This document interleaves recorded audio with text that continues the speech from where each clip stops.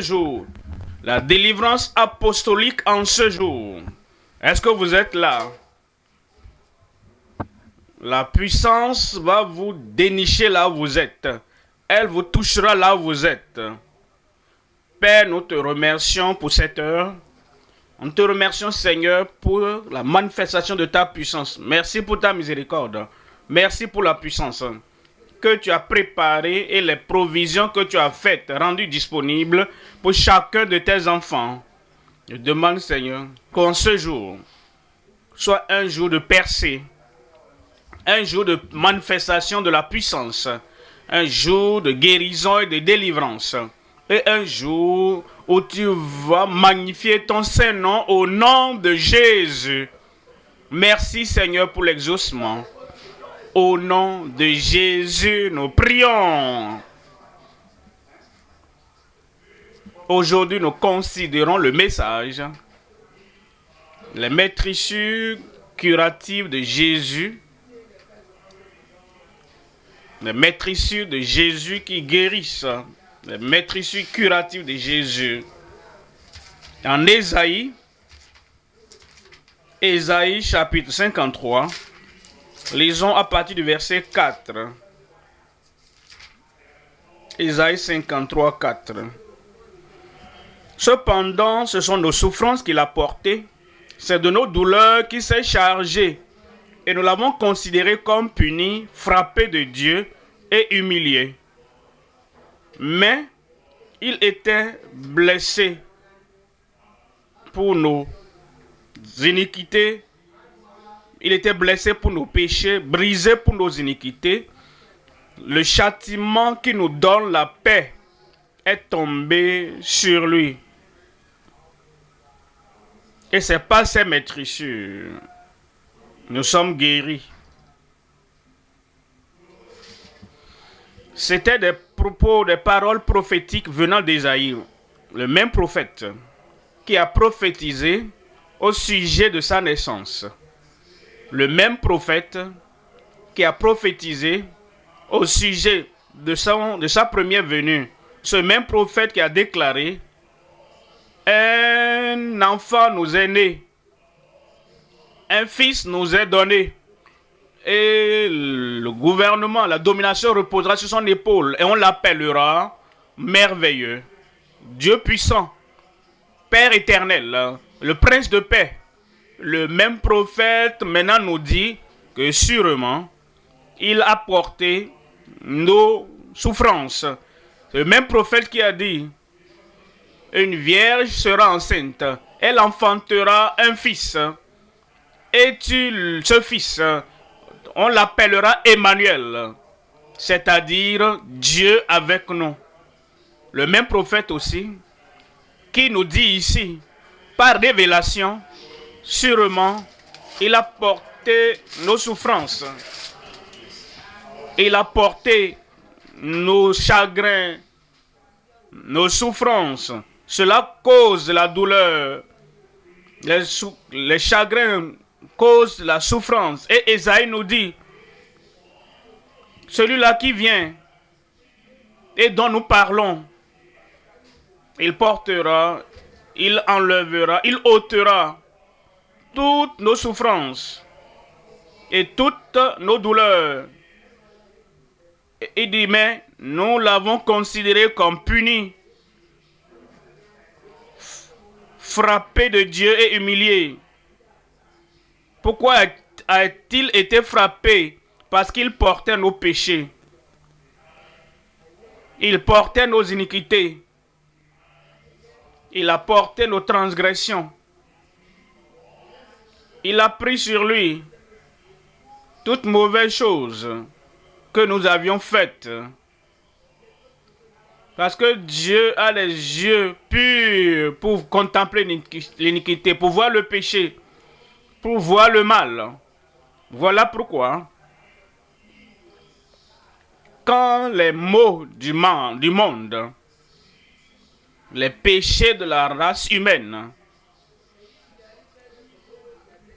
quand les transgressions des transgresseurs, tout est tombé sur Christ, Dieu le Père, le Dieu Tout-Puissant, s'est détourné, a détourné les regards de lui.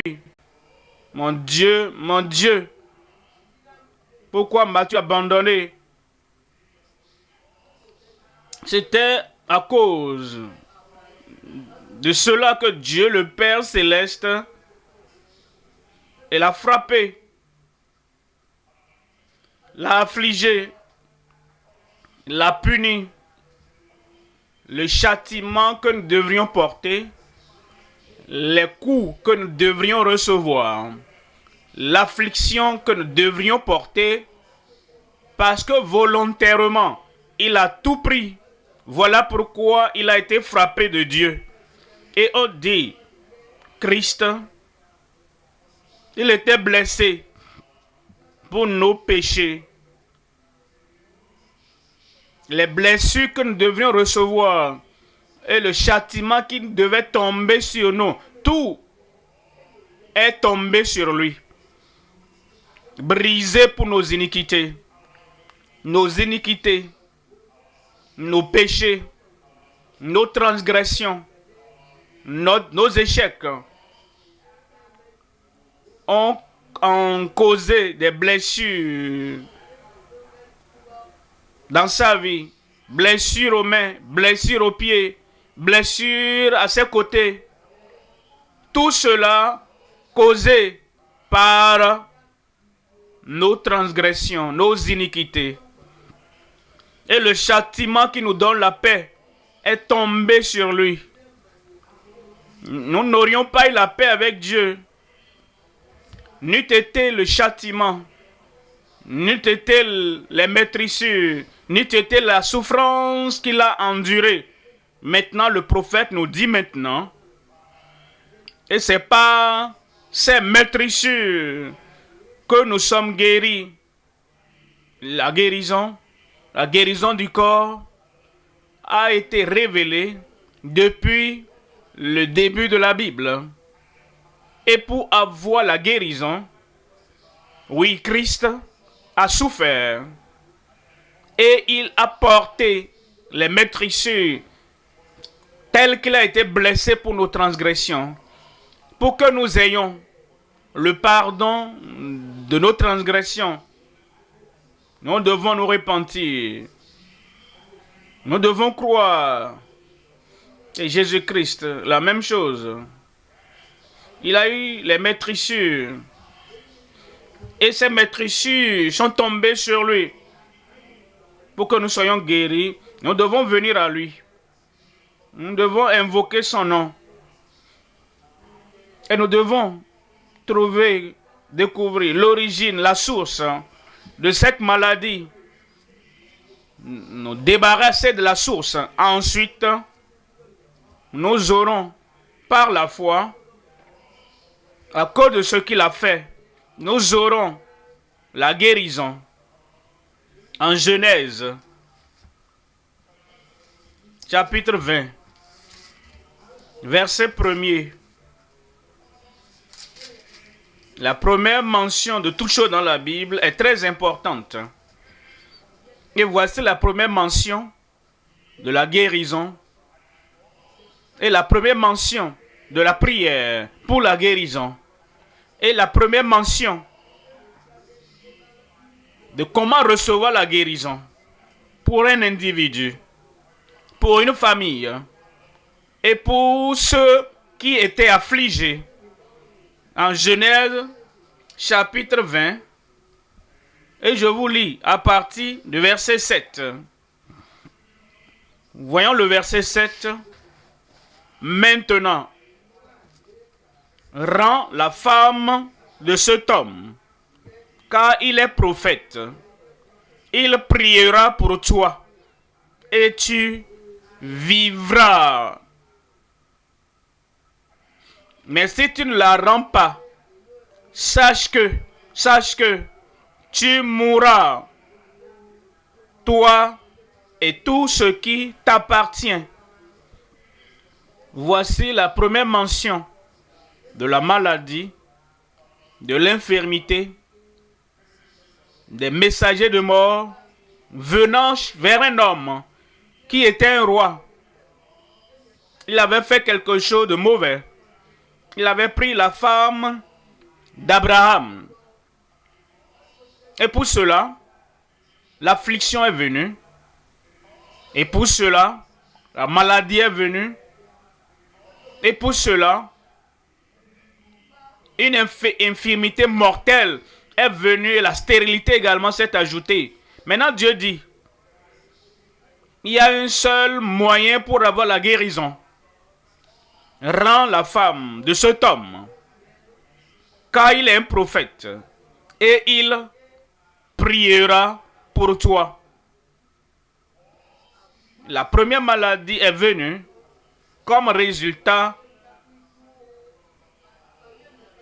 de ce qu'il appelle prophète qui a été touché. Et ce même prophète maintenant priera pour Abimelech et sa maison. Après qu'il ait fait la bonne chose. Et il sera guéri. Après que tu auras fait ce que Dieu s'attend à ce que tu fasses, ta guérison est garantie. Tu n'as pas entendu ça, hein? J'ai dit, ta guérison est garantie.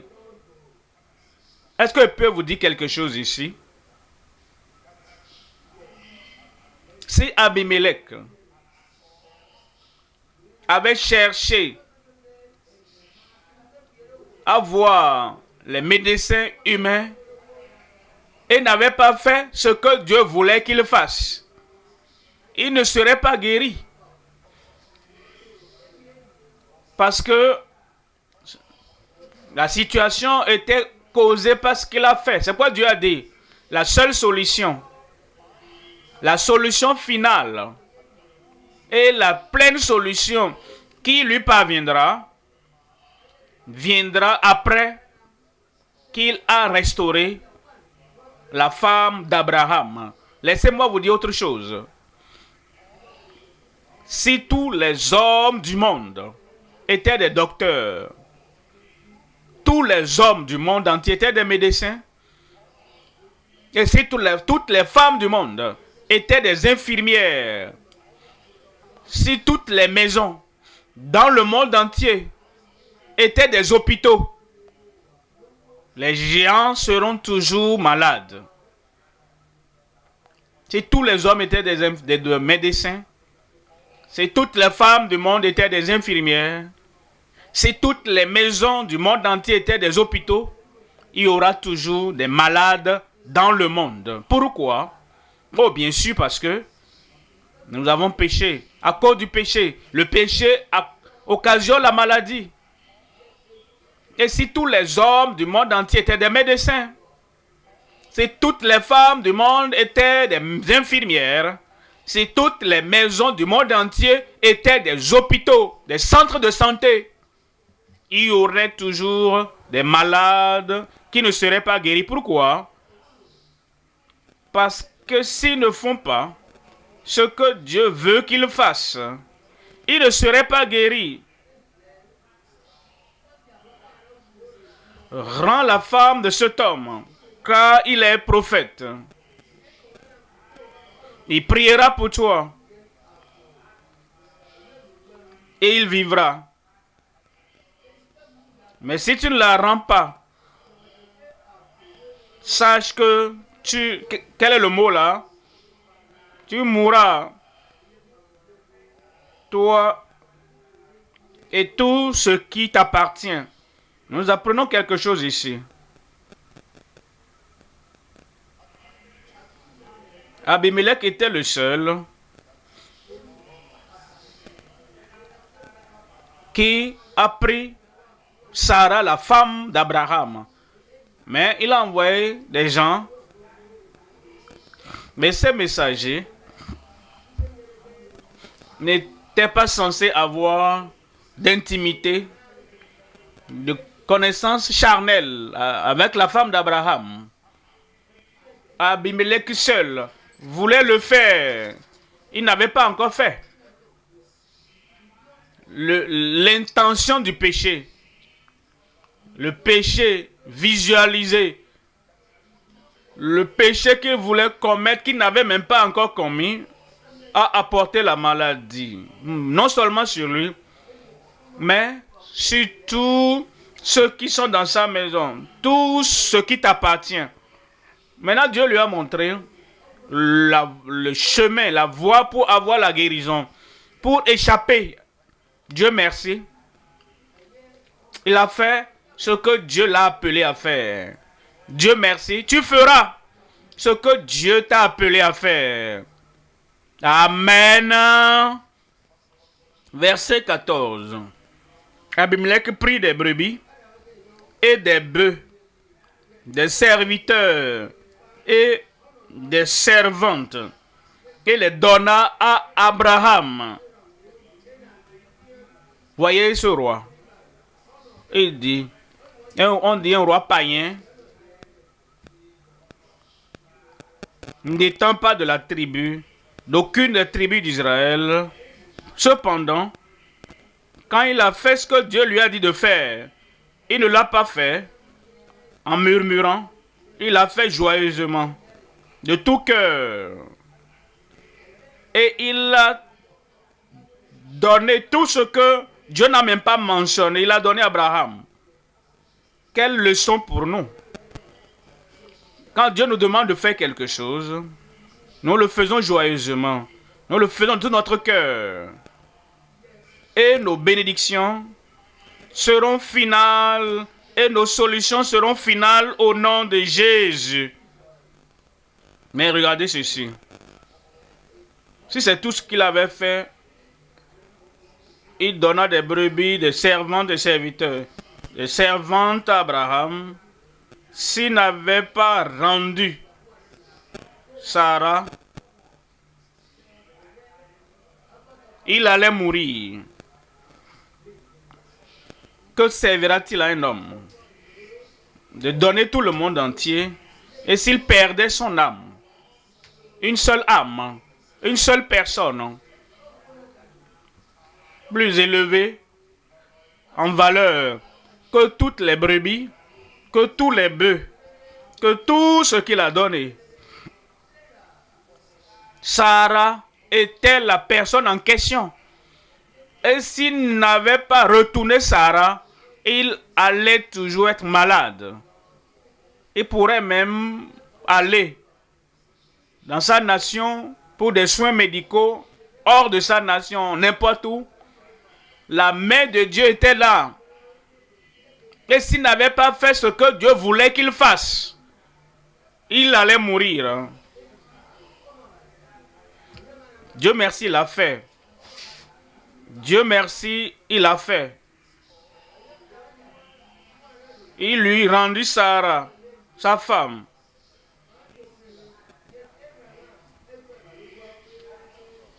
Abraham pria Dieu. Abraham pria Dieu. Il y a des gens qui sont très pressés de prier. Ils prient, et prient, et prient. Ils aiment la prière. Ils prennent plaisir à la prière. Abraham n'a pas prié pour lui sans qu'il ne fasse ce que Dieu lui avait demandé de faire.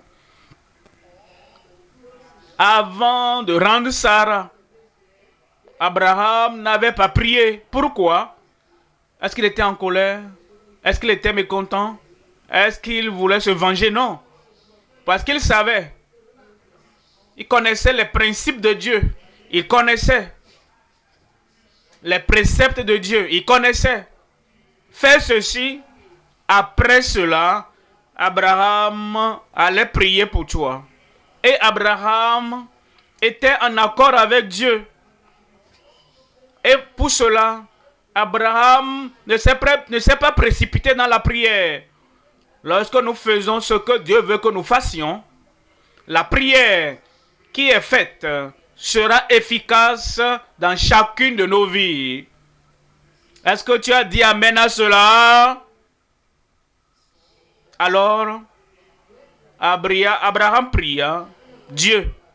Et Dieu guérit Abimelech, sa femme et ses servantes.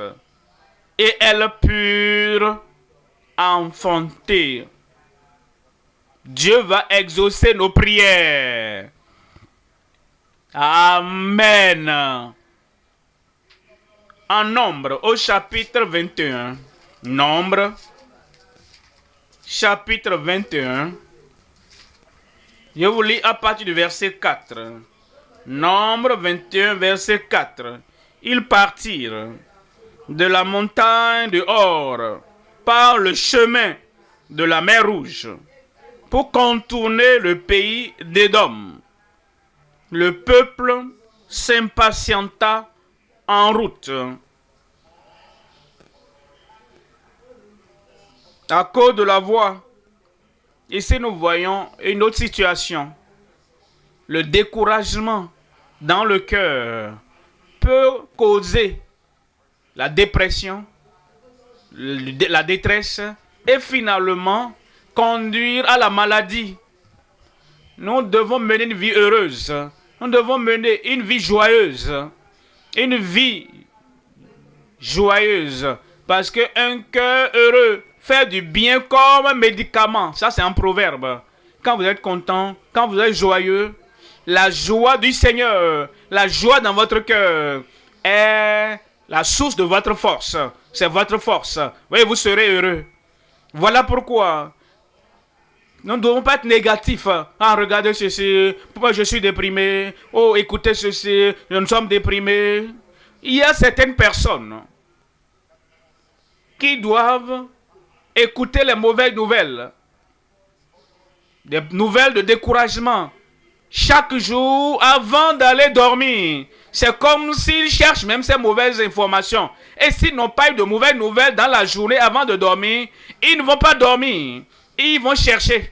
Ah, je n'ai pas eu de mauvaises nouvelles aujourd'hui. Qu'est-ce qui arrive dans le village? Qu'est-ce qui arrive ici? Qu'est-ce qui arrive dans le pays?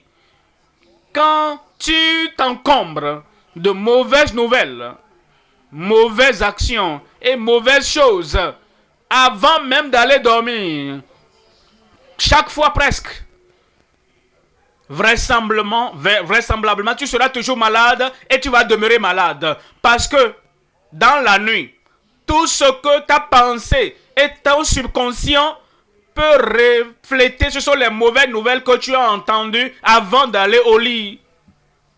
Voilà pourquoi, après le boulot, le service, que toutes ces choses demeurent au bureau. Reviens à la maison.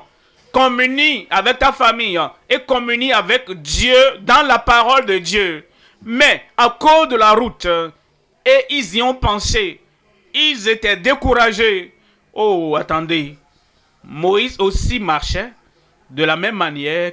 Aaron, Marie, Josué, Caleb marchaient aussi sur la même voie. Ils n'étaient pas les seuls. Ils marchaient sur la même voie. Cependant, ils n'ont pas permis au découragement. Ils étaient découragés à cause de la route. Et le peuple parla contre Dieu et contre Moïse. Le découragement affecte le cœur. Et c'est de l'abondance du cœur que la bouche parle. Et à cause de ce qui était dans le cœur, ils l'ont exprimé par leurs paroles. Et parla contre Dieu. Et parla contre Moïse. Pourquoi nous avez-vous fait monter hors d'Égypte pour que nous mourions dans le désert? Vous savez, il y a certaines personnes, ce n'est pas qu'elles veulent mourir, mais la mort n'est pas très loin de leur langue. Ah, je vais mourir, je vais mourir. Certaines personnes, un petit problème qui survient, et la mort n'est pas loin de leur langue. Ah, ça va me tuer. Oh, je m'en vais, hein. Je suis parti. Ah, il vaut mieux même que je m'en aille. Dieu, oh, prends soin de mes enfants. Je m'en vais. Ne parle plus de la mort comme ça. N'invite pas la mort. Est-ce que tu veux vraiment mourir maintenant? Tu veux mourir avant la nouvelle année? Pourquoi est-ce que tu invites la mort alors? Pourquoi tu dis à la mort de venir? Ils invitaient la mort. Moi, je ne vais pas inviter la mort. Plus je prends de l'âge, plus je serai fort. Plus je prends de l'âge, plus je serai en bonne santé. La mort reste loin de moi. J'ai encore du travail à faire. Tu n'as pas commandé la mort de t'éloigner de toi, hein? J'ai encore du travail à faire. Mort, loin de moi, tu ne mourras pas. Voyons le verset 6. Alors l'Éternel envoya contre le peuple des serpents brûlants. Ils mordirent le peuple. Et il mourut beaucoup de gens en Israël. Regardez ici, s'il vous plaît. Si quelqu'un mange la manne du ciel chaque jour, et quelqu'un a le plus grand prophète à sa portée chaque jour, et quelqu'un a toutes les promesses que Dieu a faites, et ces promesses sont oui et amen chaque jour, la maladie peut toujours venir. Les enfants d'Israël avaient Moïse, tout seul pour eux. Les enfants d'Israël avaient la manne qu'ils mangeaient chaque jour. Les enfants d'Israël avaient l'alliance de guérison. Et Dieu a dit, je suis l'Éternel qui te guérit. La maladie est toujours venue. La mort est venue. Vous savez pourquoi? Leur langue, leur transgression. Laissez-moi vous dire ceci. Si tous les hommes dans le monde étaient des médecins, et si toutes les femmes du monde étaient, toutes les jeunes filles également y compris, étaient des infirmières, si toutes les maisons du monde entier étaient des hôpitaux et des centres de santé, il y aurait toujours de la maladie. Ceux qui seraient malades vont être malades. Allez plus loin. Si tous les hommes dans l'église étaient des guerriers de prière, et si toutes les femmes de l'église étaient des guerrières de prière, ceux qui seraient malades seront toujours malades. Leur langue, leur transgression vont toujours les rendre malades. Voilà pourquoi, comme ils étaient découragés, et ils ont commencé à parler contre Moïse et contre Dieu, les serpents sont venus et les ont mordus. Et il mourut beaucoup de personnes. Ils sont tombés malades et ils sont morts. Mais il y a une porte de sortie de cette maladie. Il y a une porte de sortie de cette infirmité. Verset 7. Le peuple vint à Moïse et dit, nous avons péché. Comment Abimelech a-t-il eu la guérison, la délivrance? Et comment Dieu a-t-il arrêté cette mort, cette sentence de mort par la repentance, par la restauration, la restitution? Et ici, le peuple a fait exactement la même chose. Et le peuple vint à Moïse et dit, nous avons péché, car nous avons parlé contre l'Éternel et contre toi. Prie l'Éternel, afin qu'il éloigne de nous ces serpents. La repentance avant la prière. Sortir et confesser en se détournant de leurs péchés avant la prière.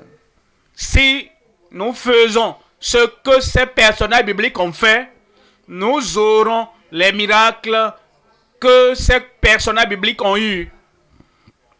Alors je le dirai pour moi alors.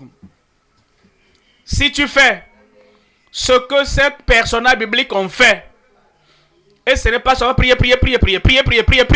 prier seulement, sans la repentance, sans se détourner de ses péchés, si nous faisons ce que ces personnages bibliques ont fait, nous aurons la même guérison, la même délivrance, le même miracle, les mêmes signes et prodiges que les personnages bibliques ont reçus, et tu auras au nom de Jésus. La dernière ligne du verset 7, Moïse pria pour le peuple. Moïse pria pour le peuple. Et Dieu dit à Moïse, fais-toi un serpent brûlant, verset 8, et place-le sur une perche. Quiconque aura été mordu et le regardera conservera la vie.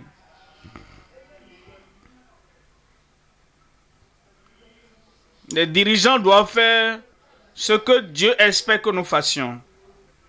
Les pasteurs doivent faire ce que Dieu espère que nous fassions. Il y a des pasteurs qui sont des guerriers de prière. Et ils prient beaucoup. Et ils se demandent pourquoi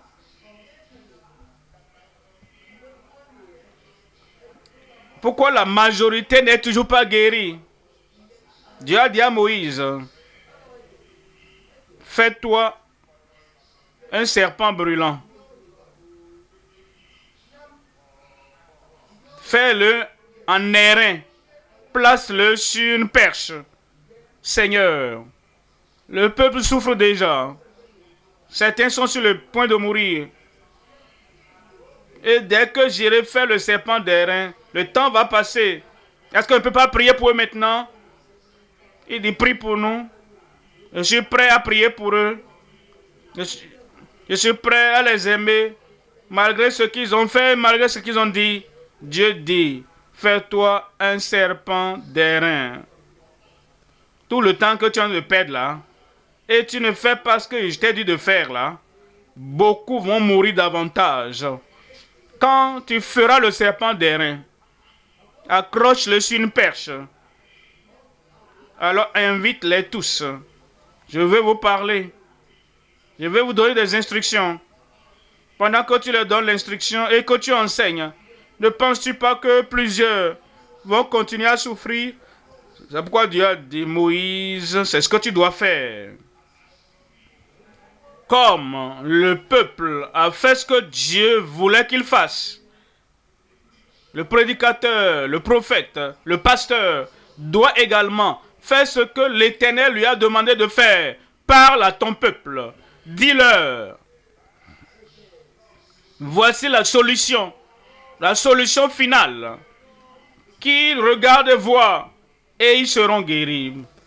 Car comme Moïse éleva le serpent dans le désert, il faut de même que le Fils de l'homme soit élevé, afin que quiconque croit en lui ne périsse point, ne meure pas, mais qu'il ait la vie éternelle. La vie éternelle, la vie abondante, la vie pleine de santé, la vie progressive au nom de Jésus. Moïse fit un serpent d'airain et le plaça sur une perche. Et quiconque avait été mordu par un serpent et regardait le serpent d'airain, la même solution pour tout le monde. Si un serpent avait mordu quelqu'un, il y a des gens qui cherchent une attention spéciale. Moïse a dit, voici ce que Dieu m'appelle à faire. Regardez le serpent sur la perche. Et tout le monde, les grands, les petits, lettrés, illettrés, tout le monde, homme ou femme, tout le monde, jeune ou vieux, s'il regarde le serpent sur la perche, il conservera la vie. Si ces gens-là avaient dit, Moïse, tu me connais, hein?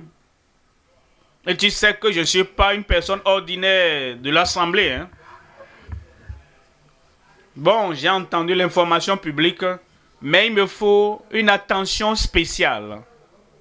Tu dois venir, écouter mon histoire, m'imposer les mains, et moi, je serai guéri. Non, tu ne seras pas guéri. si tous les hommes de l'Église et toutes les femmes de l'Église étaient des guerriers de prière, des conseillers, et ils donnaient une attention particulière à tout le monde, l'un après l'autre, ceux qui seraient malades vont toujours être malades. Parce qu'il y a des gens qui ne reçoivent pas les instructions de la parole de Dieu. Il y a des gens qui n'acceptent pas les provisions que Dieu a données. Ils cherchent d'alternatives. Verset 9 dit, Moïse fit un serpent d'airain et le plaça sur une perche.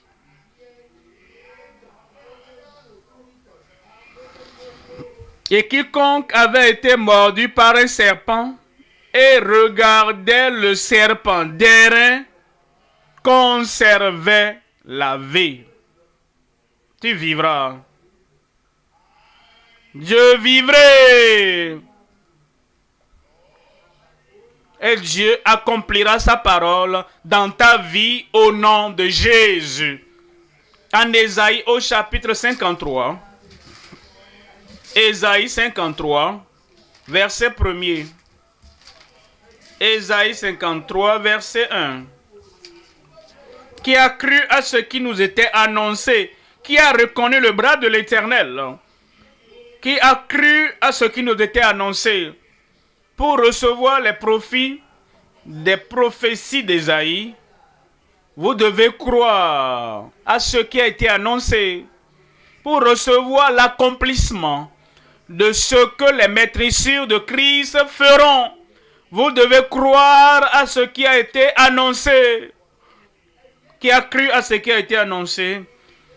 Seulement ceux-là, c'est à eux que le bras de l'Éternel sera révélé. Ça veut dire quoi?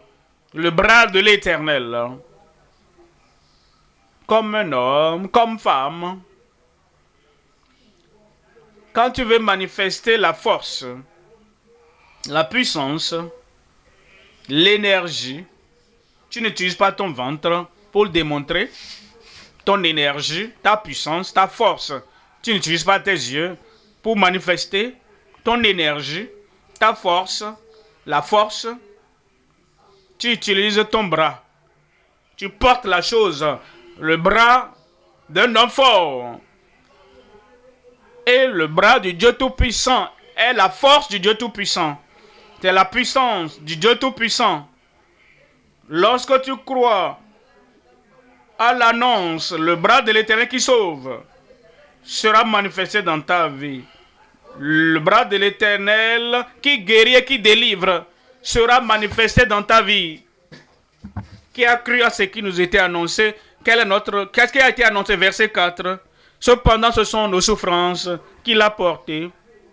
Quelle est l'annonce? Il a porté nos douleurs. Oui, nous l'avons considéré comme puni, frappé de Dieu. Quelle est l'annonce? Il a été blessé pour nos transgressions, nos péchés. Quelle est l'annonce? Il était brisé pour nos iniquités. Quelle est l'annonce? Le châtiment qui nous donne la paix est tombé sur lui. Quelle est l'annonce? Verset 6. Nous étions tous errants, comme des brebis. Et chacun suivait sa propre voie. Et l'Éternel a fait retomber sur lui l'iniquité de nous tous. Quand nous croyons à cette annonce et nous acceptons cette annonce, quand nous nous confions à l'Éternel sur cette base et nous disons, le Père Céleste a fait retomber toutes mes iniquités, toutes mes transgressions et toutes les conséquences de mes péchés. Tout a été porté sur Christ. La guérison est définie. Le salut est garanti. Matthieu chapitre 8. Matthieu chapitre 8, verset 16. Le soir, on amena auprès de Jésus plusieurs démoniaques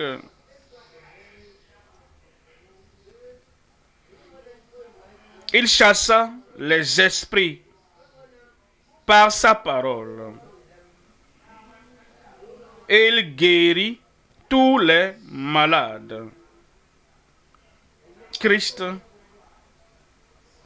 notre Sauveur, notre guérisseur, notre Rédempteur, notre Libérateur, a chassé les esprits par sa parole et il a guéri tous les malades. Il y avait les enfants d'Israël qui ne savaient pas que leur maladie était causée par les mauvais esprits. Mais Christ savait. Il y a des gens qui ne savaient pas que l'aveuglement causait. Mais Jésus savait que leur surdité était causée par les mauvais esprits. Jésus le savait.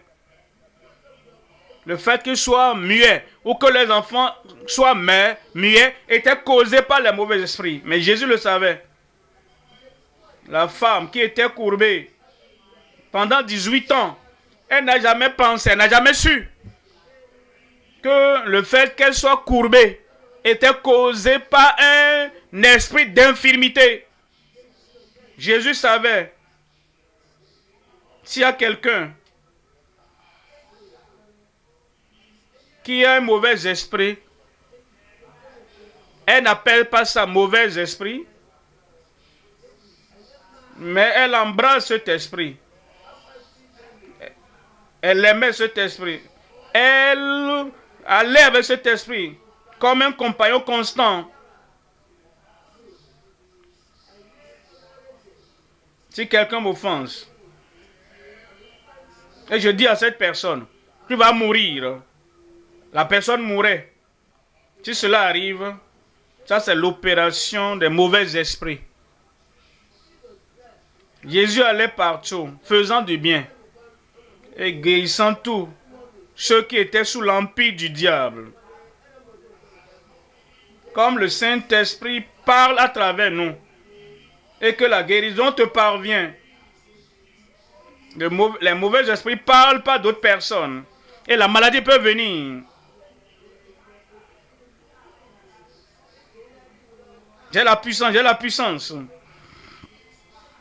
Les mauvais esprits en eux les amènent à déclarer des malédictions et des afflictions sur leurs soi-disant ennemis. Et ces choses arrivent. Ils ont des mauvais esprits. Lorsque Christ, ou le messager, le ministre de Christ, veut chasser ce mauvais esprit, c'est mon ami. Ah, je l'utilise. Nous sommes des compagnons. Il va demeurer malade. Il faut la libération de ce mauvais esprit de ta vie et dire, ta puissance est une puissance mortelle. Je ne veux rien. Et tu présentes ta vie à Christ. Il va chasser tout mauvais esprit. Il n'y a pas un mauvais esprit amical. Il n'y a pas un mauvais esprit, un démon profitable. Il n'y a pas de bons démons. Eux tous sont mauvais. Et eux tous, par la parole de Christ, doivent être chassés au nom de Jésus. Le soir, on amena auprès de Jésus plusieurs démoniaques.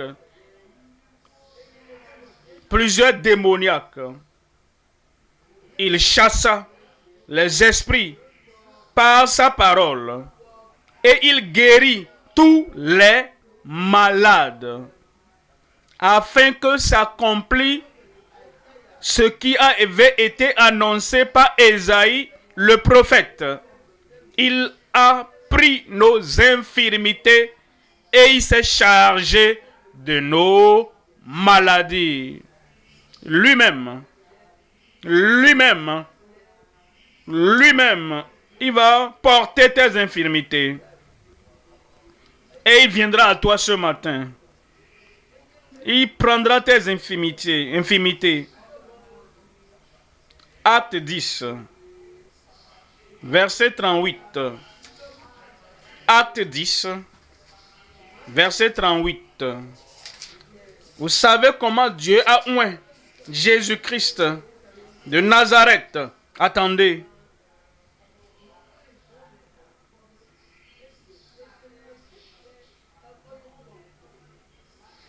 Il y a des gens qui crient sans onction, qui boxent l'air sans l'onction, qui sont en sueur sans l'onction, qui courent par-ci par-là sans l'onction, la psychologie sans l'onction.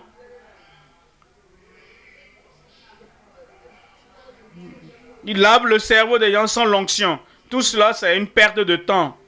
C'est l'onction qui brise les jougs.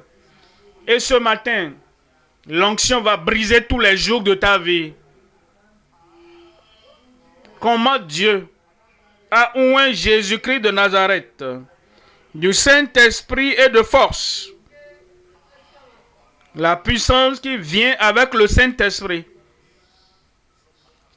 est la puissance surnaturelle. Et peu importe la source de cette maladie ou de cette infirmité, la puissance surnaturelle du Saint-Esprit va guérir et ôter cette infirmité qui allait de lieu en lieu faisant du bien,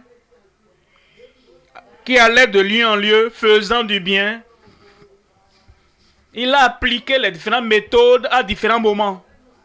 Parfois, il déclare seulement la parole et le serviteur qui est très éloigné est guéri.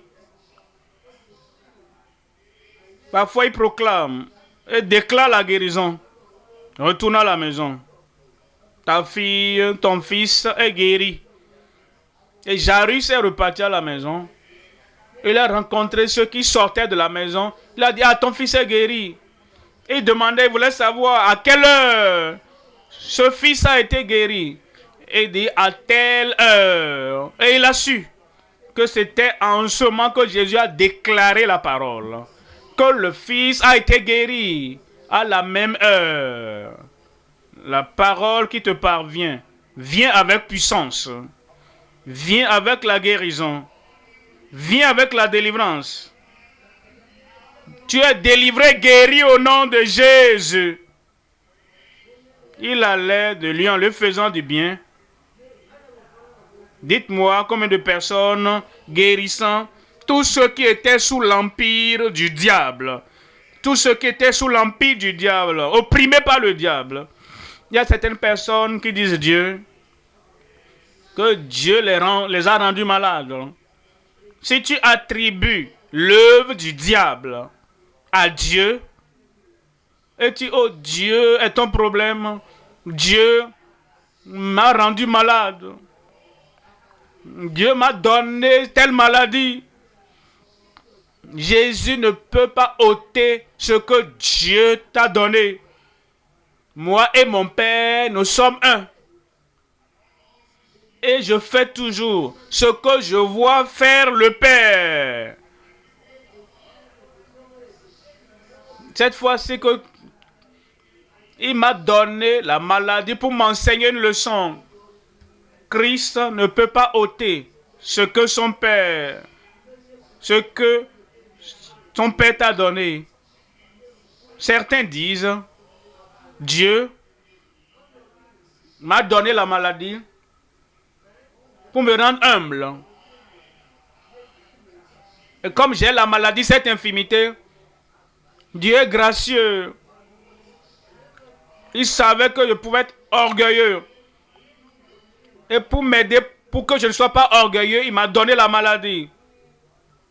Si c'est là ta compréhension, tu ne peux pas demander à Jésus, le Fils de Dieu, d'ôter ce que son Père Céleste t'a donné. Dieu ne donne à aucun croyant une maladie. Et Dieu ne donne pas de maladie. S'il y a une infirmité là-bas, S'il y a un problème là-bas, cela a été causé par le diable. Et Jésus va de lieu en lieu et il ôte toute l'oppression, toutes les calamités que le diable afflige dans ta vie. Et il le fera ce matin. Car Dieu était avec lui. Rappelez-vous,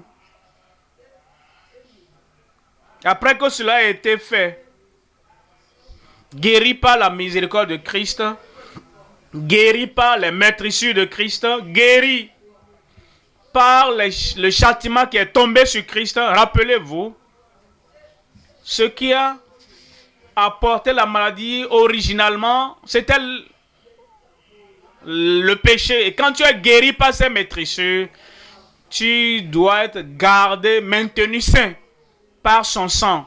Jean, chapitre 5. En Jean, chapitre 5, verset 14. Depuis, Jésus le trouva dans le temple et lui dit, voici, tu as été guéri. Quelqu'un là-bas, tu as été guéri. Tu es guéri. Il y aura la bonne santé en toutes les parties de ton corps au nom de Jésus. Voici, tu as été guéri.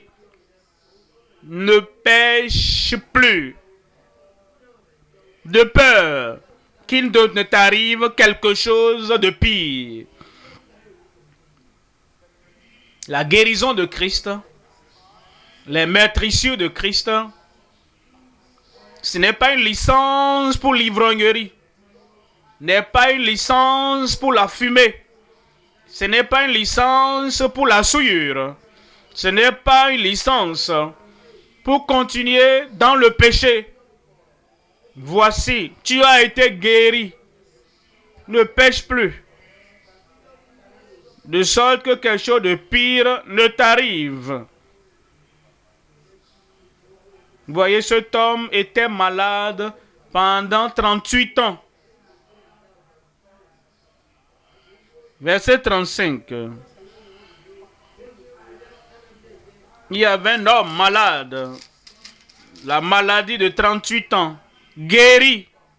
Maintenant, Jésus lui a dit, il faut toujours avoir l'esprit. Jean 5,5, où il y a l'histoire de l'homme malade. Là se trouvait un homme malade depuis 38 ans. Rappelle-toi de tout ce qui s'était passé pendant cette longue année. Tu es guéri maintenant. Ne pêche plus. Ne retourne plus au péché. Que la grâce de Dieu remplisse l'espace vide de ton cœur. Ne pêche plus. De peur qu'il ne t'arrive quelque chose de pire. Tu ne permettras pas à une chose pire de revenir dans ta vie. Par ses maîtrisures, tu es guéri. Par son sang, tu es sauvé. 1 Pierre au chapitre 2. En 1 Pierre 2, 24. 1 Pierre 2, 24. Lui-même a porté nos péchés. 1 Pierre 2, 24. Lui qui a porté lui-même nos péchés en son corps sur le bois, afin que, mort au péché, c'est très important quand vous êtes sauvé, quand vous êtes né de nouveau, vous ne menez plus une vie négligente, vous ne menez plus une vie frivole, vous ne menez plus une vie pécheresse, vous ne menez plus une vie injuste, se disant, oh, pas sa maîtrise, pas sa maîtrise, je suis guéri. Vous voyez la première partie de la phrase. Mort au péché. Que nous vivions pour la justice. Maintenant, après cela, lui par les maîtrisures, dites-moi, lui par les maîtrisures duquel vous avez été guéri. Ces maîtrisures sont puissantes, assez efficaces pour guérir tout le monde. Aujourd'hui, c'est ton jour. Ce matin, c'est ta matinée. Jacques 5. En Jacques 5. 14.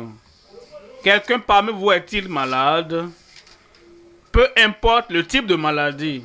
Quelqu'un parmi vous est-il malade? Peu importe la durée de la maladie, quel que soit le nom de la maladie, quelqu'un parmi vous est-il malade? Et peu importe que tu sois un homme ou une femme. Est-ce que la maladie est particulière aux hommes ou bien une maladie particulière aux femmes? Est-ce que quelqu'un parmi vous est-il malade? Qu'il appelle les anciens de l'église et que les anciens prient pour lui, en loignant d'huile au nom du Seigneur. L'huile, c'est l'emblème du Saint-Esprit. Au nom du Seigneur. Le nom du Seigneur agira puissamment dans ta vie. La prière de la foi sauvera le malade. La prière de la foi guérira le malade. En tout temps, matin, soir, la prière de la foi sauvera le malade. Et le Seigneur le relèvera. Dieu va te relever. Dieu va te délivrer. Mais regardez ceci. Et s'il a commis des péchés, il lui sera pardonné. Pourquoi c'est là? Nous parlons de la guérison. Nous parlons de la prière de foi. Nous parlons de l'assurance que la prière de foi sauvera le malade. Le Seigneur le relèvera. Et il dit, si la maladie a été causée par les péchés qu'il a commis, si nous laissons les péchés, là nous prions seulement, le péché amènera de plus grandes maladies. Tu seras libéré du péché. Tu seras libéré de la maladie. Et s'il a commis des péchés, ils lui seront pardonnés. Confessez donc vos péchés les uns aux autres. Rappelez-vous maintenant. Et parlez aux croyants. Confessez vos péchés les uns aux autres. Comme membre de l'église. Tu menais une vie négligente. Et tu as commis des choses pécheresses. Tu fais la restitution. Confessez vos péchés les uns aux autres. Voyez cette partie. Quelqu'un parmi vous est-il malade? Qu'il appelle les anciens de l'église. Et que les anciens prient. Tu es un ancien de l'église. Un prédicateur de l'église. Un pasteur de l'église. Un dirigeant. Tu as commis des péchés. Les péchés vont bloquer la prière que tu feras. Confessez donc vos péchés les uns aux autres. Ne dis pas seulement, je suis un guerrier de prière et tu maltraites ta femme à la maison. Corrige les choses. Tu es un dirigeant, un ouvrier. Et la parole de Dieu nous encourage à prier les uns pour les autres. Et tu es brutal, tu es violent, tu es méchant. Et tu professes être chrétien ouvrier. Si tu pries, ta prière sera bloquée. Voilà pourquoi il dit, confessez donc vos péchés les uns aux autres. Et vous savez, plusieurs fois nous avons entendu dire, oh la femme est malade à la maison. Et tu imposes ta main, ou ta femme elle sera guérie. Mais si tu maltraites ta femme, et tu affames ta femme, et tu fais souffrir ta femme, elle est tout le temps en colère, Et elle doit prier, oh Dieu, ne permets pas les actions de cet homme de m'envoyer en enfer. Je n'étais pas comme ça. Normalement, j'ai une femme d'amour, expressive, et j'aime les gens. Cependant, l'homme, elle est en train de me maltraiter. Je veux l'aimer, mais Seigneur, tu connais mon cœur. Comment est-ce que je peux aimer tel que je dois aimer sous ces oppressions? Et tout cela rend la femme malade. Maintenant, le mari, si ta femme est malade, impose-lui les mains. Et prie au nom de Jésus. Elle sera guérie. Confessez donc vos péchés les uns aux autres. En tant que mari, tu dois confesser. Tu dois t'excuser. En tant que femme, tu dois confesser. Tu dois t'excuser. Et quand cela est réglé du cœur, obéissant à la parole de Dieu, priez les uns pour les autres, afin que vous soyez guéris. Et nous serons guéris. Je serai guéri. La prière fervente du juste a une grande efficacité. Ça, c'est la prière que nous ferons ce matin.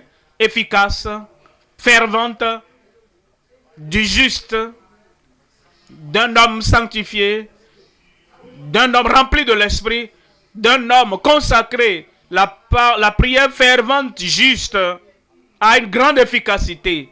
La prière que nous ferons ce matin sera efficace dans ton cœur, sur ton corps, dans ta vie, dans ta famille, sur tes enfants, sur ton mari, sur ton épouse, sur tous les participants de la retraite. La prière fervente du juste a une grande efficacité ce matin au nom de Jésus. Est-ce que tu es prêt pour ta guérison? Est-ce que tu es prêt pour ta délivrance? Est-ce que tu es prêt pour la manifestation de ta puissance? Pourquoi ne pas te lever maintenant et dire au Seigneur, lève-toi, lève-toi et dis Seigneur, parle au Seigneur, me voici. Souviens-toi, la première guérison de la Bible, Abimelech devait rendre la femme d'Abraham. Ouvre ta bouche et parle au Seigneur. Si j'ai fait quelque chose de mauvais, Seigneur, je ne le ferai plus. Parle au Seigneur dans la prière.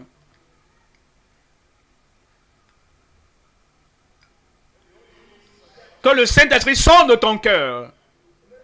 Souviens-toi. Et tous les hommes et toutes les femmes étaient des guerriers de prière ici. Et qui a le péché encore, tu ne seras pas guéri.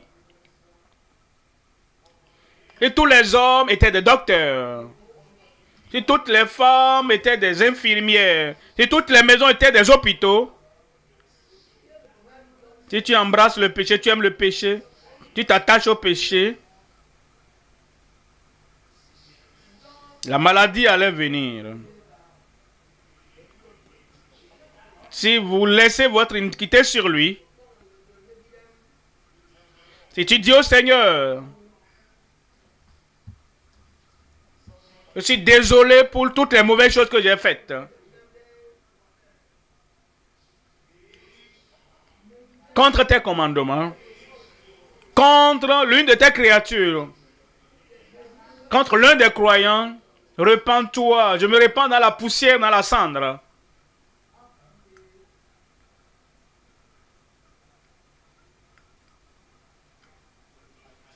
Ne cache pas le péché. Ne cache pas le péché.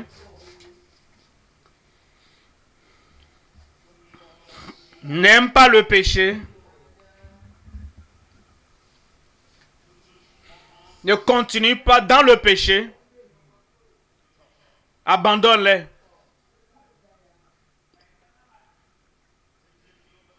Tu as pris la femme d'autrui. Rends la femme. Tu as pris le mari d'autrui. Retourne le mari d'autrui.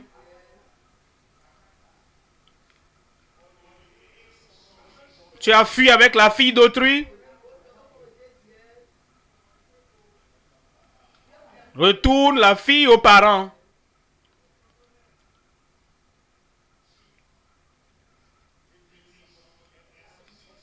Tu as pris l'autorité, la position d'autrui. Retourne-les. Tu as pris l'argent d'autrui. Retourne l'argent. Nous ne pourrons pas demeurer dans le péché et dire que la guérison va continuer.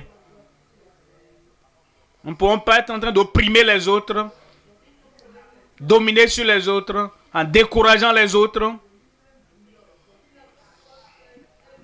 rendant les autres malades et dire que nous serons en bonne santé. Les maîtres issus de Jésus ne donnent pas le droit pour vivre dans le péché. Repens-toi, restaure les choses, sois juste, sois lavé dans le sang de l'agneau.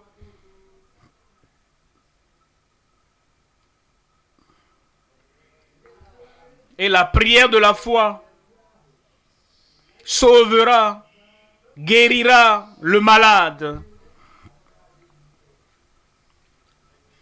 La prière fervente du juste a une grande efficacité.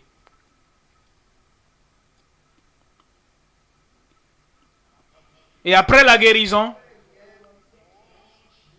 voici, tu as été guéri. Ne pêche plus. Ne pêche plus. Ne pêche plus. De peur qu'il ne t'arrive quelque chose de pire.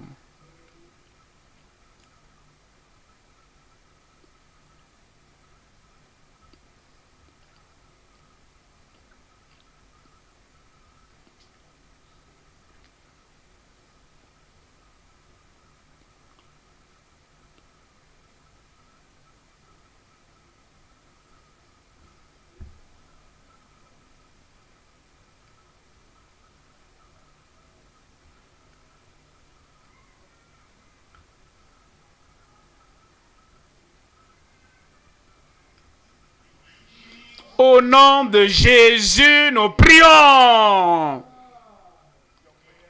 Tes prières sont exaucées. Mes prières sont exaucées. Par les maîtres issus de Christ, il va ôter toute maladie de ton corps au nom de Jésus. Cette maladie ne va pas te tuer. Tous les messagers de la mort sont chassés loin de ton corps au nom de Jésus. Ton enfant vivra. Ton épouse vivra. Ton mari vivra. Et toute l'oppression du diable, toute l'oppression des mauvais esprits, chassée au nom de Jésus. Ta guérison est venue. Ma guérison est venue. Ta délivrance est venue. Ma délivrance est venue. La grande puissance est venue. Je suis guéri. Je suis délivré. Je suis affranchi. Je suis guéri. La confirmation dans ta vie au nom de Jésus. Si tu es malade, lève une main et impose l'autre main là où tu as le problème. Et si tu as quelqu'un à qui tu penses, peut-être qu'il n'est pas là, très éloigné, et qui est malade, cette prière va les toucher. Garde leur nom à l'esprit seulement comme tu lèves ta main pour eux. Père, au nom de Jésus, merci pour ton amour, merci pour ta révélation. Merci, ce n'est pas ta volonté que quelqu'un parmi nous périsse, que quelqu'un parmi nous demeure malade, que quelqu'un parmi nous soit infirme, que quelqu'un parmi nous soit faible. Seigneur, je prie, dans ton amour, dans ta miséricorde. Envoie ta puissance dans chaque vie au nom de Jésus. Accorde à ton peuple la grâce d'être obéissant. Toute femme étrange que tu gardes, qui cause les problèmes, tout l'argent d'autrui que tu as et qui te cause des problèmes, ou bien les biens d'autrui, une parcelle d'autrui que tu gardes et qui cause des problèmes, redonne la grâce de libérer ces choses à leur propriétaire au nom de Jésus. Toute action frivole, négligente, qui te rende, qui fait que tu as des problèmes avec quelqu'un et tu as des soucis, il y a d'infimité, il y a de maladies là-bas. Père, je prie, donne à chacun la grâce de libérer, d'arrêter toutes ces choses au nom de Jésus. La grâce pour tout le monde, la miséricorde pour tout le monde, le pardon pour tout le monde, la libération pour tout le monde et la guérison surnaturelle, guérison divine pour tout le monde au nom de Jésus. Touche chacun, touche tout frère, touche toute soeur, touche chaque garçon, touche chaque fille, touche chaque invité. Maladie, je vous commande, sortez au nom de Jésus. Seigneur, je prie que ces maladies ne reviendront plus. Mets un témoignage dans chaque bouche. Par l'onction, brise tous les jougs. Et par tes maîtrisures, guéris chacun. Confirme-le, Seigneur. C'est fait. C'est fait. Dans ton corps. Dis dans mon corps. Dans mon âme. Dans mon esprit. Dans ma famille, c'est fait. Tu iras dans la nouvelle année avec une nouvelle force, une nouvelle sainteté, une nouvelle santé, une nouvelle force, une nouvelle puissance, une nouvelle provision. Tu ne seras plus faible, tu ne seras plus malade. Aucun habitant du pays ne dira « Je suis malade » car toutes les transgressions ont été pardonnées. Seigneur, confirme-le dans chaque vie. Il y aura des témoignages. Mon frère là-bas, il y aura des témoignages. Ma soeur là-bas, il y aura des témoignages. Mon garçon, ma fille, dans l'église des enfants, dans l'église des jeunes, dans le camp des jeunes, des étudiants, vous avez déjà des témoignages. Le Seigneur augmente ta joie et ta victoire. Et tu seras fort. Et Dieu te donne la force que tu avais il y a de cela de 20 ans. Il y a de cela 30 ans. Il y a de cela 30 ans. La puissance, la force, l'onction que tu avais récupérée au nom de Jésus. Merci pour l'exaucement, Seigneur. Au nom de Jésus, nous prions.